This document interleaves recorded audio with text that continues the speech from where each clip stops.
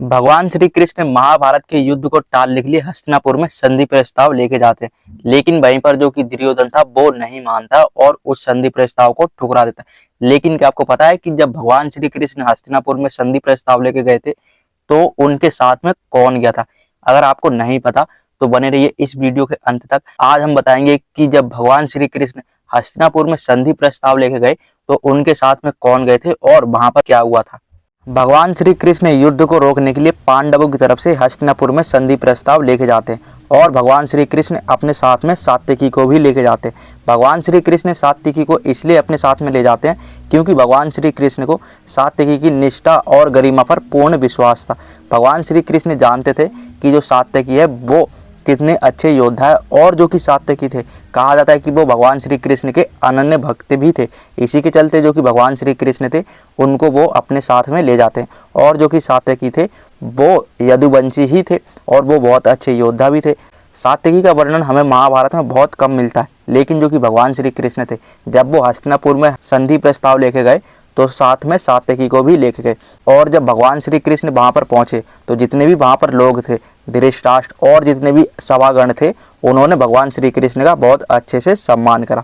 लेकिन जब भगवान श्री कृष्ण ने हस्तिनापुर में संधि प्रस्ताव रखा और दुर्योधन को कहा पांडवों को तुम सिर्फ 5 गांव दे दो और उनको आराम से रहने दो और तुम भी आराम से रहो, लेकिन जो कि दुर्योधन था उसने भगवान श्री कृष्ण के संधि प्रस्ताव को ठुकरा दिया और जो कि दुर्योधन था उसने भगवान श्री कृष्ण को ये बोल दिया कि मैं पांडवों को सुई की नोक के बराबर भी जमीन नहीं दूंगा, मैं उनको थोड़ी सी भी जगह नहीं दूंगा। तो जो कि दुर्योधन था वो यहाँ पर अहंकार में था और भगवान श्री कृष्ण के शांति प्रस्ताव को भी उसने ठुकरा दिया था। भगवान श्री कृष्ण ने तो पूरा प्रयास करा कि महाभारत का युद्ध ना हो, लेकिन जो दुर्योधन था उसने यहाँ पर मना कर दिया, भगवान श्री कृष्ण के शांति प्रस्ताव को भी ठुकरा दिया और सुई की नोक के बराबर जगह भी देने से मना कर दिया, जो कि दुर्योधन के अहंकार को ही दर्शाता है। लेकिन जब भगवान श्री कृष्ण ने उनसे ये कहा कि ठीक है अगर तुम नहीं दे रहे हो तो फिर परिणाम कुछ और ही निकलेगा और अब युद्ध होकर ही रहेगा, क्योंकि दुर्योधन ने भगवान श्री कृष्ण को मना कर दिया था। और जो कि दुर्योधन था उसने भगवान श्री कृष्ण को बांधने का भी प्रयास करा था, उनको बंदी बनाने का भी प्रयास करा था। लेकिन जब भगवान श्री कृष्ण को दुर्योधन ने बंदी बनाने का प्रयास करा तो जो कि सात्यकी थे जो भगवान श्री कृष्ण के साथ में ही आए हुए थे, उन्होंने दुर्योधन के खिलाफ अपने शस्त्र उठा लिए थे। और जब दुर्योधन ने उनके साथ में दुष्व्यवहार करने की कोशिश करी, उनको बांधने का प्रयास करा, तो जो कि सात्यकी थे उन्होंने जो कि दुर्योधन है उसके जवाब में अपने शस्त्र निकाल लिए थे। लेकिन जो भगवान श्री कृष्ण थे उन्होंने सात्यकी को रोक लिया था और भगवान श्री कृष्ण ने दुर्योधन को ये भी कह दिया था कि अब महाभारत का युद्ध होकर ही रहेगा। दुर्योधन इस चीज़ के लिए तैयार हो जाता है, ठीक है मैं युद्ध कर लूँगा।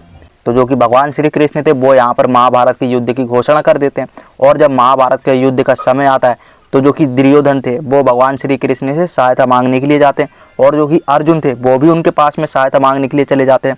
अब जो कि दुर्योधन थे वो क्या करते हैं कि जो भगवान श्री कृष्ण थे उनकी नारायणी सेना मांग लेते हैं, क्योंकि भगवान श्री कृष्ण ने बोल दिया था कि मैं युद्ध में अस्त्र शस्त्र नहीं उठाऊंगा। इसी के चलते जो दुर्योधन था वो ये सोचता था कि ये नियत कृष्ण मेरे किस काम का।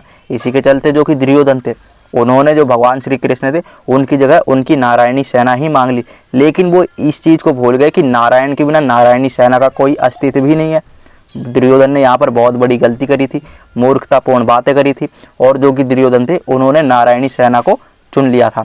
वहीं पर जो कि अर्जुन थे उन्होंने किसको चुना? भगवान श्री कृष्ण को, क्योंकि अर्जुन जानते थे कि भगवान श्री कृष्ण अगर उनके पक्ष में रहेंगे तो हम युद्ध को जीत जाएंगे।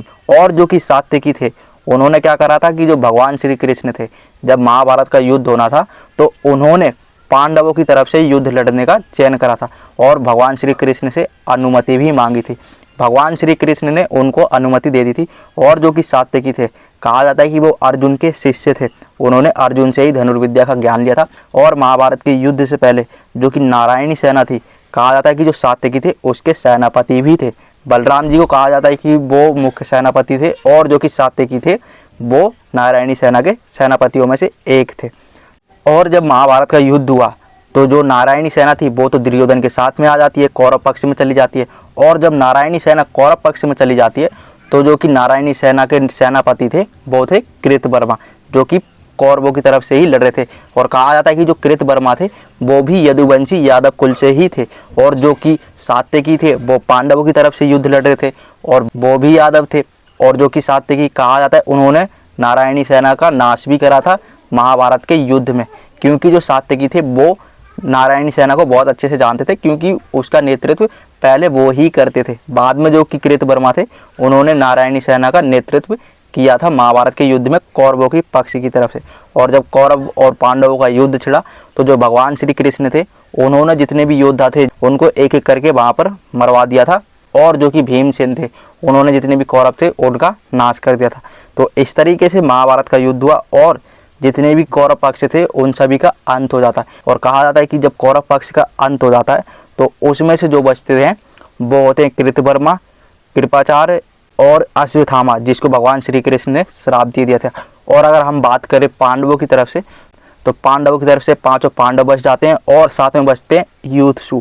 और युधिष्ठिर कौन थे? वो थे दुर्योधन के सौतेले भाई, और जो कि शुरुआत से ही एक न्यायपूर्ण व्यक्ति थे, वो अच्छे काम करते हुए आए थे। और वो पांडवों की तरफ से इसलिए युद्ध करते हैं क्योंकि दुर्योधन ने उसकी कभी बात नहीं मानी थी और वो अधर्म करता चला आया था।